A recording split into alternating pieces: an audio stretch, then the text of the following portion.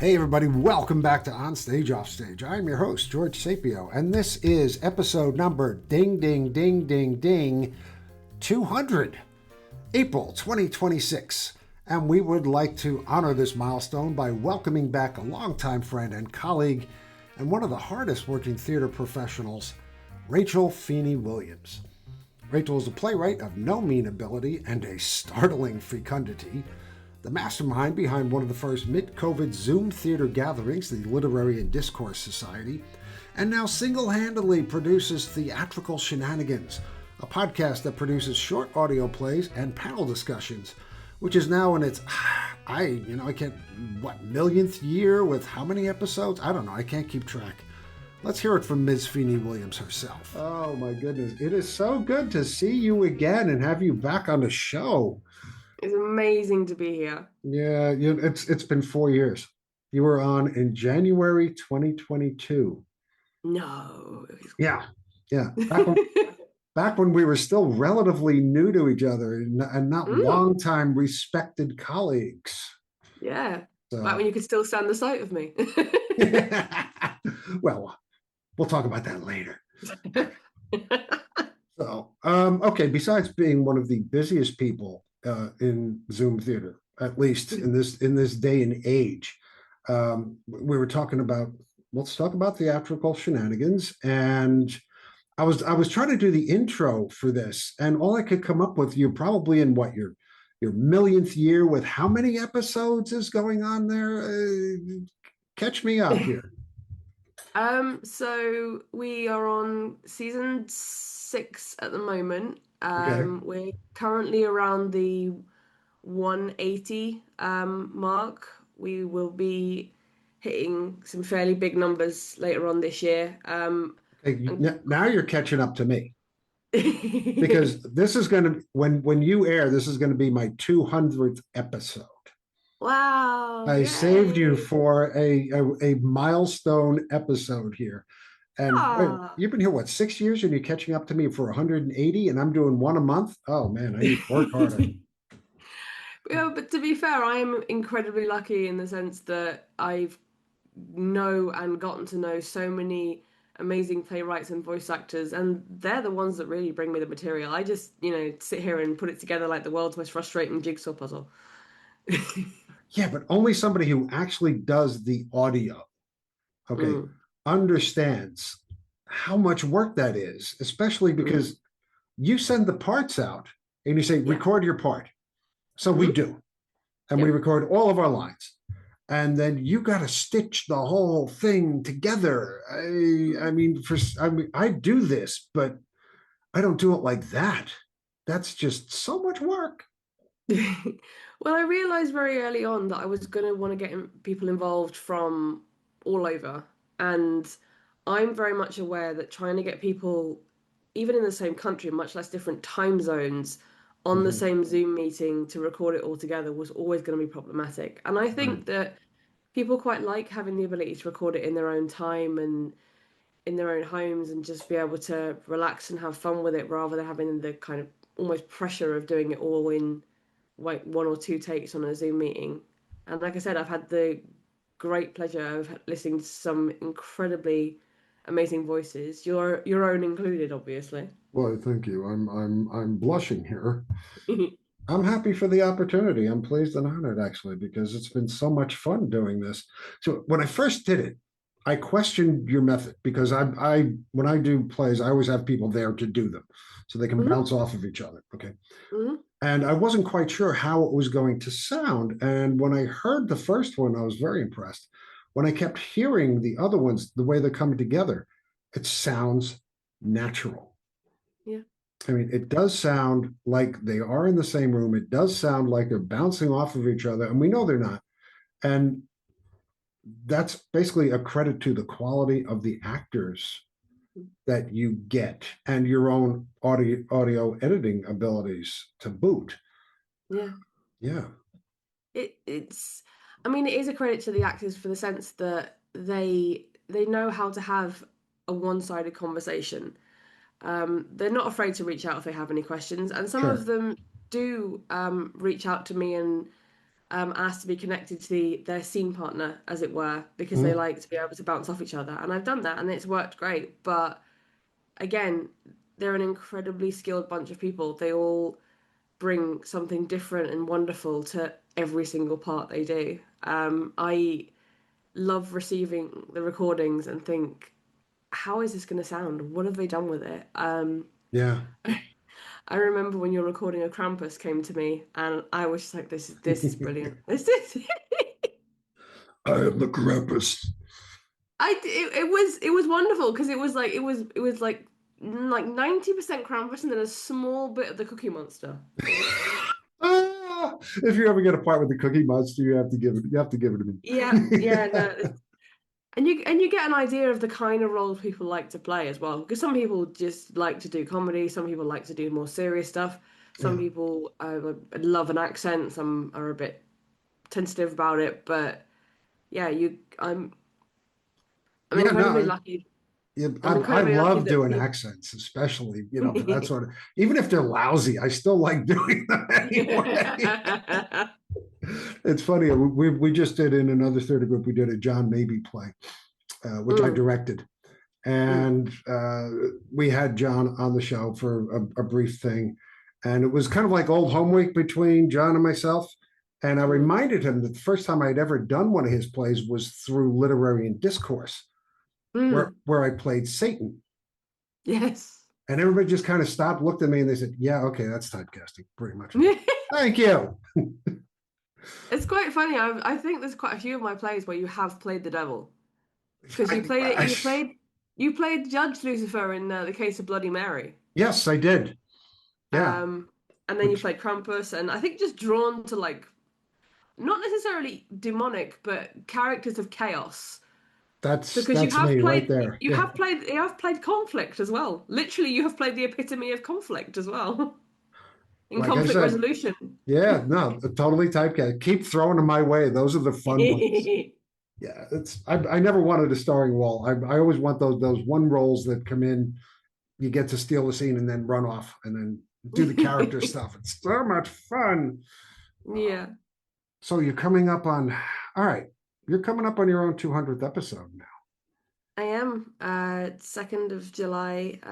The I've structured it so it will be the third part of a full-length play of my own family history. It's very it's a it's not it's kind of like a thriller mystery drama type thing. But I knew I wanted to do something special for it anyway. And yeah, I genuinely couldn't believe it when I was putting through the plans and I was like, really? Are you sure? Because it doesn't feel like that much. And then you go back through the website because all of the old episodes are still there and you're scrolling and you're scrolling and you're scrolling and you think, blimey hell, how Yeah. many of these things are there? It's well, I mean, you have a full-time job. I do. You have a full-time partner. I do. You have a full-time house. I do. So it just kind of fits in that you're just going to keep adding all this work in. You have totally my admiration for your dedication to your craft. Plus, you act. You were just in something.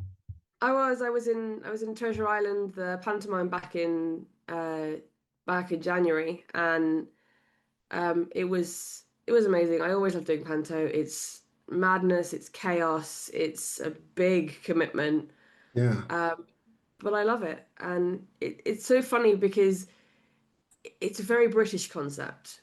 it I is. remember once Yeah. trying. I remember once explaining pantomime to an American playwright that I knew, and he don't. I don't know whether he got it entirely. Try it again because there are going to be a lot of Yankees out here listening to this thing who don't know what a panto is, but you folks do them all the time. We do. It's a staple of British theatre.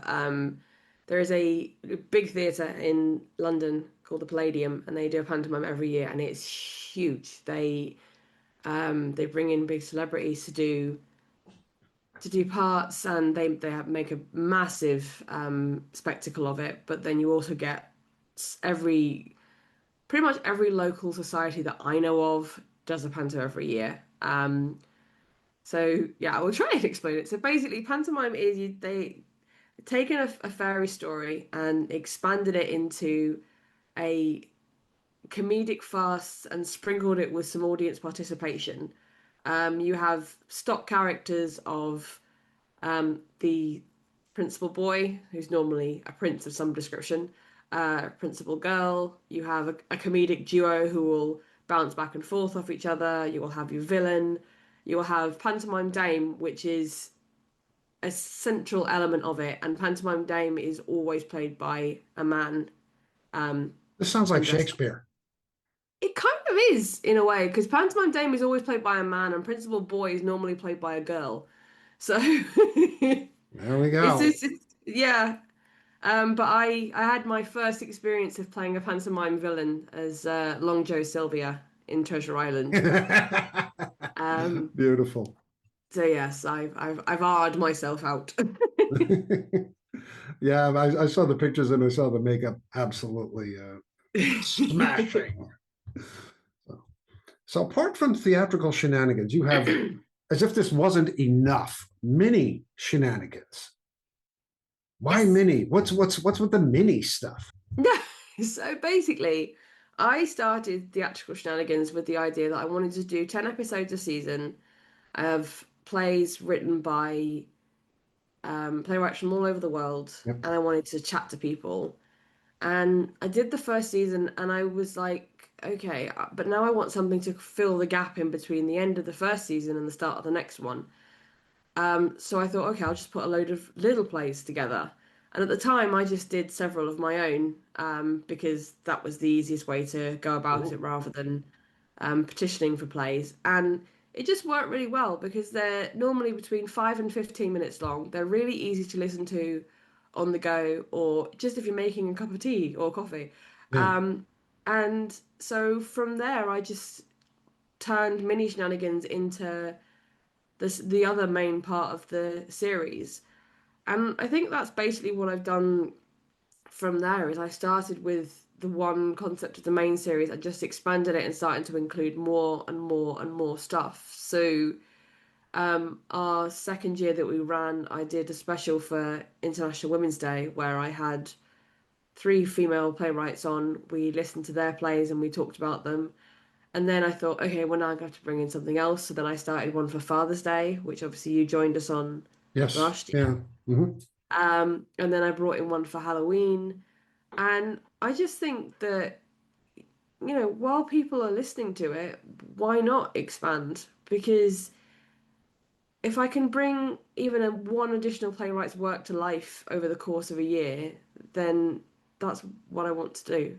It's why I started Theatrical Shenanigans in the first place, because Yeah. when we did Literary and Discourse and when I discovered New Play Exchange, I realised there are thousands of incredibly gifted playwrights out there, and there are Yeah. only so many opportunities and so many theatres and so many, buildings for these works to be seen. And it's an incredibly sad thing to know that some of these works will never see the light of day simply because of the lack of opportunity out there. Yeah. That's And true. Yeah. yeah, and for me, if I can sit and spend a couple of hours putting something together so that person has memory of that work being put together by someone, then I think that's a great feeling. And the number of people, or the number of playwrights, sorry, who've come back to me after the work's been done and said, "Thank you so much. I absolutely loved it." It's a great feeling. And I say, while there's still playwrights out there who want to submit, I'm here. It's a beautiful gift. You're Mm, right. There are, 10,000 playwrights for every opportunity. yeah. And so many of them are so good. They Hmm. write these beautiful, unique moments of reality that by all rights, people should hear, people should see. And the fact that you donate your time, I mean, you exist on donations. I do. You don't get paid for any of this. There's no No, fee for any of this. no. And I certainly hope you get you make a decent amount with donations because what you do, what you provide is an absolute beautiful gift for many of us out there. And I've been the recipient of that gift on several occasions. You And have, every and time, will be again later this year. yes, yes. And like I said, I'm more than happy to loan my vocal talents to whatever it is you happen to need, because I would love to help you. And I'm so many other people Mm. do it. They lend their vocal talent, they lend their abilities, they lend their talent to make these things happen. And it's. Do you have the statistics on how many vocal actors you have, or how many plays you've got in the mix? I mean, in regards to voice actors, I think my because I have mailing lists for both playwrights and voice actors. So if you've submitted a play to me before, the first thing I ask is, do you want to be added to mailing list so you stay informed for future opportunities? And most people say yes, they would. Yeah, And I think my running tally at the moment of voice actors is something like 105, and then playwrights, I think it's like 150, something like that. mm. Um, and that's just people who are on the mailing list. Obviously, we just had a submission window for season 7, and I had over 300 submissions across both Yeah. I was going to theatrical. ask you about that. Yeah, Yeah, it's a huge undertaking, and it's sad in a way because obviously there are only so many hours in the day, yeah. and I'd say if I sounds if I physically could produce more, then I would. But unfortunately, trying to narrow down 300 plays to 20 is it's so It's difficult. it's reading through all those plays. Mm, I know when on stage, off stage opens up, it's floodgates for send us yeah, something because we want to do your. I yeah, get close to 200 plays, and yeah, it's only me, and I know it's only you, yeah. unless you have a reading circle. Nope, just Nope, just me. you, just you. Okay. Uh, yeah, both of us on our little boats with all these scripts hanging around us, trying to paddle as fast as we can. Hmm. It's overwhelming after a while. Yeah, And I know I get a little play blind where I don't know what I'm reading anymore, and I have to stop and I have to put things down. And I have to gain perspective again because yeah. have I read this already? Is am I looking at Angels in America and I don't realize it? What's going on? Well, because then you also feel kind of a little bit guilty as well because you think, oh, I don't know, I've read 17 short plays this evening. I feel like I should probably stop now because I'm not going to do this playwright any justice by reading this when, I'm tired. I've already Yeah, gone through so many. Um, but yeah, I mean the quality of the work that we get is incredible, and we get playwrights who submit every single time, and it's right. really difficult because their work is so amazing. And I just sit there thinking, I can't like produce this playwright every season. I need to kind of flex it out a little bit. I say I've done so many of John Buss's plays over the Yes. years, and I'm his actually work thinking is of doing one of his for a different a different yes. playwriting group. Yes, yeah.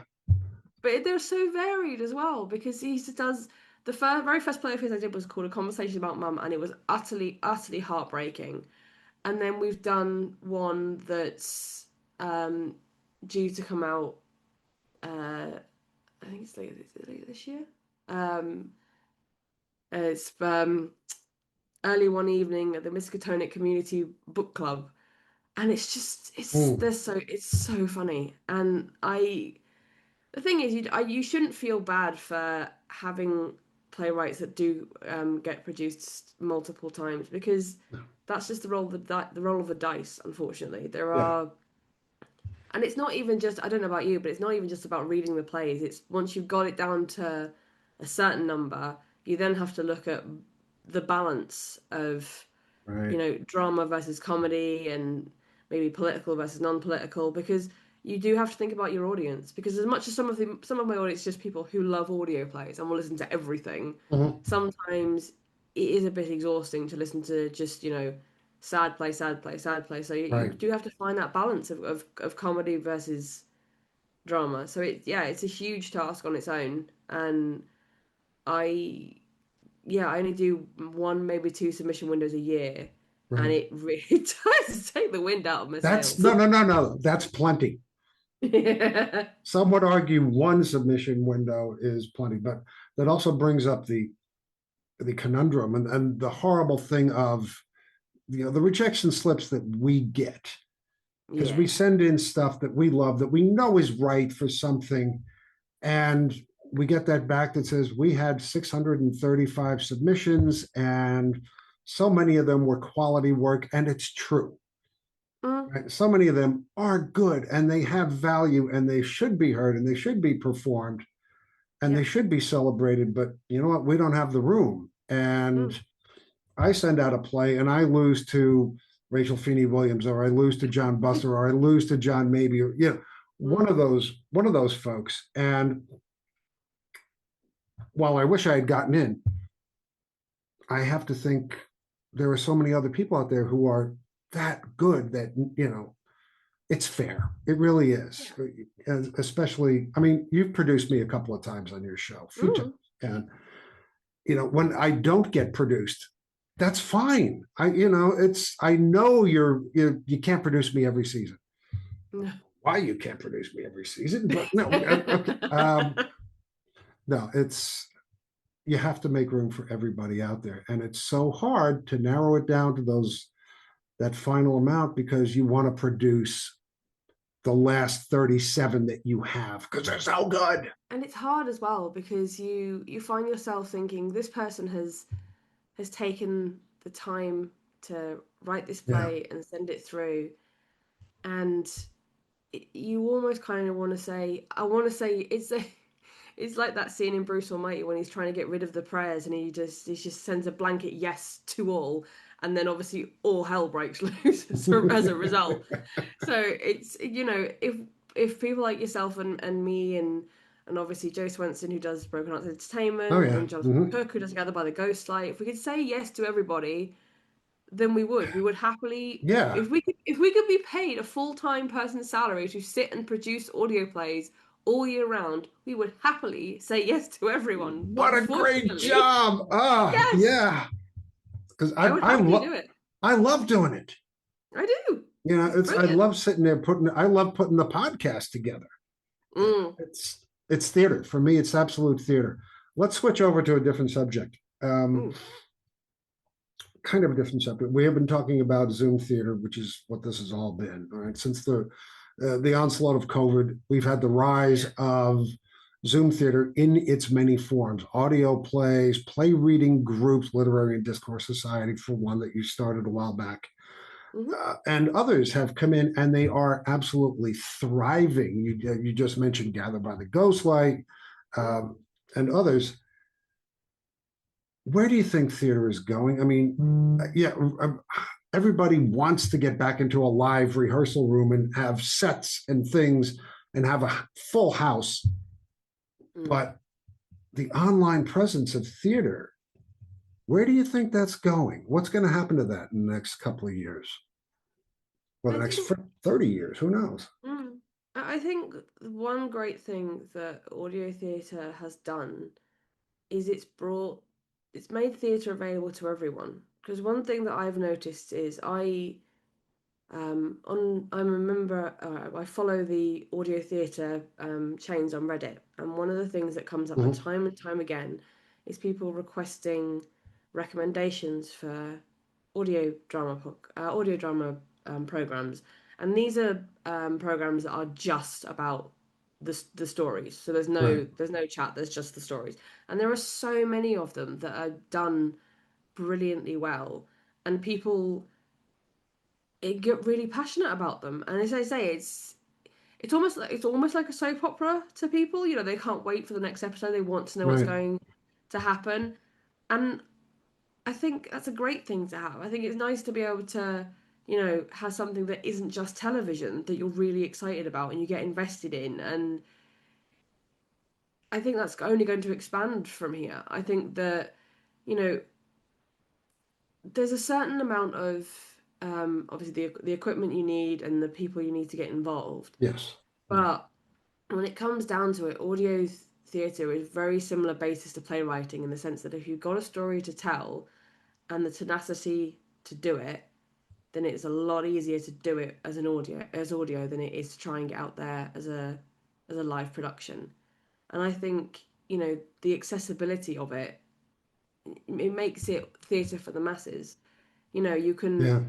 you can pick up your phone and stick on some headphones and go out for a walk and listen to, easily a dozen or more episodes of Theatrical Shenanigans, all Gathered by the Ghostlight, all Broken Arts Entertainment, Hmm. and you'll always get something different, and you'll always find something new to get excited about. It's not, having to take the train to London. It's not having to pay out, 75, £100 for a theatre seat. Right. It's Yeah. it's just about being able to sit there and enjoy a story that a playwright out there has put together in an amazing way. And it's quite nice as well when you're sat listening to something when you can just sit and close your eyes and you can see it in your head. You're not Yeah. you're kind of you're letting your imagination run wild with it. It's no different to when you pick up a good book. And I think Exactly. that's, Yeah. yeah, and you Yeah. can do that. It's a lot easier to do to listen to audio plays when you're walking down the street, or if Hmm. you're sat on a bus or a train. um you can just do that and you can get lost in it. And I think, Yeah. again, it goes back to it being a great tool for the masses. And the reason I wanted to do the format that I did for Theatrical Shenanigans by bringing guests in is I wanted to expose people to the world of the arts that I know. Because, people talk about theatre and playwriting and they think of, the big theatres in London or the big theatres in New York, and that's it. They think there's nothing else to the theatre world than that. I have spoken to so many people who've done so many incredible things with their careers, and it never gets a look in because the big flashy theatres in London and New York are Yeah. kind of hogging the spotlight, as it were. So I think Well, that's another great thing it's done is it's forced the spotlight to be shared even a tiny little bit. yeah. Well, I know the Royal Court has turned me down probably at least 100 times. But I kind of expected that. But you're right. It does bring theater to the people who are too far away from London, Mm, can't afford the Royal Court. Okay. yeah. Don't want to, put a pair of chinos over their Hello Kitties and go out for the evening. Um, and it is convenient. And there is a selection you can't get by looking at what the established theaters have. Mm, And almost all of this is new work. yeah. This is work that you won't see on Broadway or the West End. No. And all these folks out there, all these playwrights who toil away in obscurity in a dark hole somewhere in a sub basement, trying to pump this stuff out because just solely for the love of being able to tell stories. So going back to what you said about rejection, though, I interviewed Robert J. LeBlanc in my very first season. Yes, Incredible man, and also produces podcasts as well. yes, And he said the way to look at rejection is it's not a no, it's a not right now. yeah, And I kind of adopted that philosophy. It's a case of, maybe you think the play was right for it, but at the end of the day, you don't know what the reader's circle is thinking. You don't know mhm, what kind of pressures they've had from, the money people as regards to what they can produce and what they can't, or like the limitations on what they can put out on a stage. And that's the other great thing about audio. The sky's the limit. If I want to do a play that's set in space, I can do a play that's set in space, and it yeah, doesn't cost me any more than doing a play that's set in an office. exactly, yeah. Speaking of which, Mm. what does this need to tell stories? I mean, you've Huh? been yeah, you are positively unstoppable. I know you've been on a small break, but you've been pumping out plays and stories for a number of years now. And why? Why do you do this? um, I think it's for a couple of reasons. I think for me, it started out as something that I just did as part of my education. So when I was at university, one of my assessments was to write a monologue for stage, and that monologue was then expanded into a full-length play, which I then produced as part of my university degree. And then after that, it kind of fell by the wayside a bit while I got really invested into performing. Um, and then I remember being involved with societies, and they were doing the same kind of plays again and again, where it was, six guys and two women. So you've got, guys having the ability to do whatever role takes their fancy, and you've got 10 women in community theatre fighting for two roles. Right. Um, and if, you don't get a part, then, what do you do for the next 3, 4 months until the next audition happens? So then I started sort of asking myself questions about things that I'd seen or things I'd overheard, and I started putting together a couple of plays. But it wasn't really until COVID hit that I went full steam, and that was simply because, bless him, my other half said that I needed to find something to do. um, so I discovered this amazing play a day challenge, which is run by the Literary Challenge people, and Yeah. basically it's as it sounds. Every day they send you out a brief which was as wide and varied as you could possibly ask for, and you had a day to put something together. And as mad as that sounds, it could have been as long or as short as you needed it to be. And then there's obviously, you can go back to it after that. Right. But the inspiration flow from those kind of events were just incredible. And when that finished, I was like, it was almost like a new drug to me. I was like, well, I need to do this again. I want to do this again now. So then I just started. So yeah, then I just started doing them on my own. I started, I find like a picture every day or a word every day, and I Yeah. just write something, anything that I thought fit. And some of those plays have been expanded. Some of them have gone like complete full length. Um, one of them, Believe Me, which is one that I talk about quite a lot. Right. Yeah. Yeah, it started out as simply as the word fence, and then it was a short play of 15 pages. Then went up to 25. Then went up to full length. Then it became a 4-part audio series. The short version has been produced twice. I'm still hoping for a full length production at some point. But again, it's a work that's done the almost a full cycle, as it were, Yeah. and that was from one word. And I think there are so many playwrights out there like me who you can be stood in the queue at the supermarket and you overhear someone say something to someone else and you just think there's a play in there somewhere. Yes, there And it is. happens all the time. Yes, it does. Yeah. I I would sit in coffee shops with my Mm. hat pulled down low and a big set of headphones on. Nothing was playing in there. And I'd hunch down, in front of my computer. Either I'm writing something or I'm waiting for something to happen. And around me, I would hear all these voices, Yeah. different tempos, different volumes, different subjects, different emotional things. Some of which were extremely painful, some of which were extremely uncomfortable. Like the one Mm. woman who was complaining to her girlfriend about her boyfriend's inability to. Well, we'll come back to that later. Um, but yeah, it's amazing what you'd find sometimes. Like you said, even from a picture, even from a word, even Mm. from an expression. Yeah. It's funny though, Yeah. I was one of 4 playwrights we produced a video, Dana Hall did.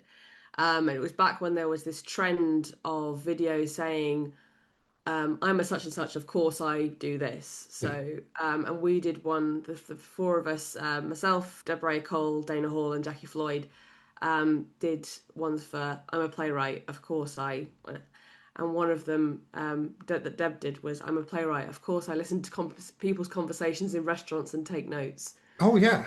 Yeah. Yeah. Like I say, my two, Absolutely.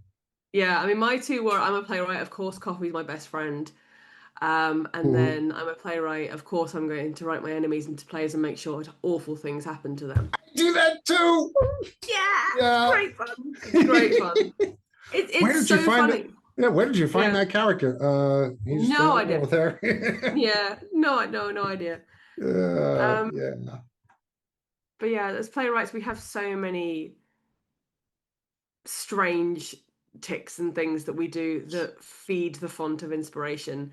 And yeah, if you try to explain your methods or what you do to a non-playwriting person, they do look at you like you're crazy. Well, we are a little bit crazy. A little bit. We're Only a not. little We're bit. not. We have gods and demons carousing around our skulls most of the Yeah. time, Yeah. looking for a way out onto the page. It's we have other people living with us that we sometimes talk to. Well, I think I don't know about you, but for me, if I get an idea in my head, even if it's something small, if I don't at least write it down Yeah. either as a list of bullet points or Hmm. sometimes if the dialogue has already started, I'm like, no, I have to write this down. My brain won't shut down. I've been Yeah. sat in front of the computer at 3 in the morning, still working because it won't my brain won't shut off otherwise. Yeah. No, I have an app on my phone, notes app on my phone, where Mm, I will stop and I will write down what is going on in my head. And I was yeah. doing this the other night when we were out having dinner with people, and somebody said, "Oh, I'm sorry, is our conversation not, interesting enough for you?" I said, No, "No, it's look. really interesting. I'm trying to write it down as we go." Yeah. One last question, and then I'll let you get back to real life. Speaking of writing your own plays, you're going to be doing something in December. You're doing your own Christmas Carol, yes, and you're going to direct it. Is that what I Yes. heard? Yes. So, again, going back to what I said about asking myself questions and writing a play in response, a couple of years ago, I had a very dear friend of mine, and we were talking about Christmas Carol, and I was talking about obviously there's been many different versions done, and Yeah. I said, I think it would be interesting to flip it and make Scrooge a woman. And his instant response was, no, no, no, that would never work. Scrooge is always meant to be a man. What? Yeah, and I see. I love him. He's a very lovely man. But that kind of lit a fire in me, and I was like, oh, that's challenge accepted. So I went away, Did you name and her I, Scroogette? huh? Did you name her Scroogette? No, no, Okay. she's Edwina Scrooge. Oh, I like that. That's good. Yeah. Edwina Scrooge and Juliet Marley. So I went away and wrote this play, and I really had great fun writing it. And when I first started producing Theatrical Shenanigans, I thought I'm going to put this in for Christmas. So we went out as an audio play Mhm. Christmas Eve the very first year, and um, since then I've been kind of trying to get it up on its feet as a live show, and I've had the go ahead from my local group to um, direct it as a full production in December. Here's hoping I Nice. can cast it. That's Nice. the only thing with a Nice. Christmas Carol. It's lots of people. Oh, So no, that's the thing about it. Yeah. yeah. Absolutely. Yeah. I mean, I don't know if has anybody done a monologue of Christmas Carol. I'm not sure I'd even go to that. But I was gonna say I think I could imagine that would be get quite tedious. yeah, yeah, absolutely. Have you ever directed your own work on stage before? Yeah. No, I have done. I've done for the same local company. I've done a series of four one act short plays, and I directed the four. My practice is I always have someone else by my side as another set of eyes because as the playwright, you can get too close, you can Yeah. get too precious about it. Um, and I don't want to be that kind of person. I don't want to go, no, no, no, this definitely can't. And it's because you only see it as the way you envisioned it Mhm. when you first wrote it, the way that it appeared in your head. And for sometimes for technical purposes or logistical purposes, that's just not going to work. So yes, I will have a my second set of eyes. And yeah, I'm really looking forward to it. I've started kind of jotting stuff down, and I was when I was in Panto, I was kind of politely harassing people who were in it to say, "Yeah, you're going to come and do this next year for me, right?" um, but yeah, I see I've got that's my kind of big real life project for this year. Obviously, Theatrical Nice. Shenanigans has got loads still to do for the end of the year. So we've got the rest of season six still to come. Then we go into mini shenanigans. We've got another special for Father's Day. We've got a three-part 200th special. Then Halloween, and then the say mini shenanigans season seven runs right the way up until Christmas Day this year. And that was the other thing I realized that since starting Theatrical Shenanigans, the number of episodes I have produced per year has gone up astronomically, year on year. So you can kind of tell I've gone like, no, I'm not satisfied. I need to do more. So I did a post back at the start of the year, or the end of the previous year, thanking everyone who'd been involved with Theatrical Shenanigans. And when I went through and I put the list together, and we produced 75 playwrights, we had 69 voice actors, we had 20 guests for the 2 seasons we had, and we put together 73 episodes last year. That's insane. I That is mean, insane.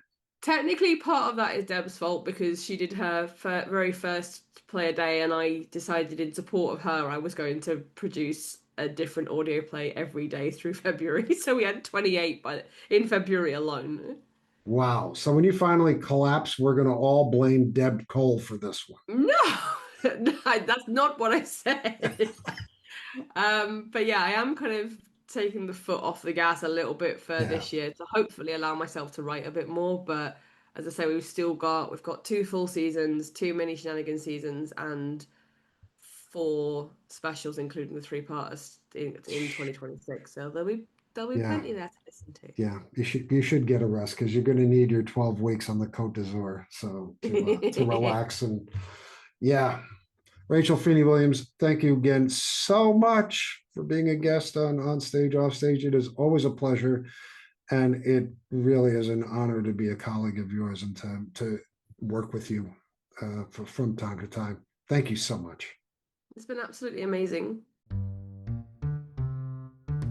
Hey kids, thanks for listening to On Stage Off Stage. On Stage Off Stage is produced monthly, and all of our shows can be found at onstageoffstage.org and also on Podbean, Apple Podcasts, Spotify, iHeart, and Google Podcasts. If you enjoy what we do, please recommend us to your friends. Don't forget to like us on Facebook and follow us on Twitter at OnOffStage. And if you are a theater artist with an upcoming project or interest, or know of someone in the theater world who'd make good chat, by all means, send us a note at onstageoffstagepodcast@gmail.com. Our theme music is Don't Worry, Be Frappy by the composer Max Dickinson. You can find a lot more of Max's magnificent music on SoundCloud. I'm George Sapio. Thanks once again for listening, and please be kind to those with whom we share this rock. And as always, happy theatering to all of you.